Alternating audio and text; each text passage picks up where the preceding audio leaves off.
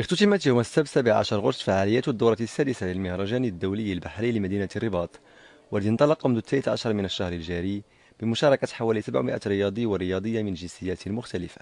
اليوم الختامي عرف توزيع الجوائز على الفائزين في المسابقة الثلاثية الترياتلون، حيث حل في الصف الأول محمد الطبجي متبوعا بيوسف التريكي ويونس الميموني.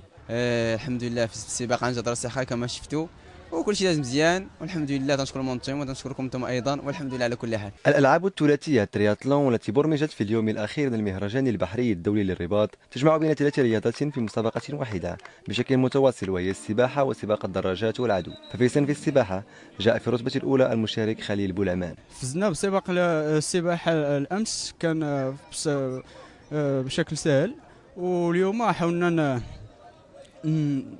نجريو هذا السباق هذا ديال الترياتلون، واخا ماشي من الدومين اللي تندير. كان سباق 750 متر ديال السباحة كانت في المستوى. سباق الدراجات كان شوية صعب، حاولت نتجاوزو. وسباق الجري كان في المستوى، حاولت نبقى غادي في نفس المشوار وحققت الفوز الحمد لله هذا النهار هذا.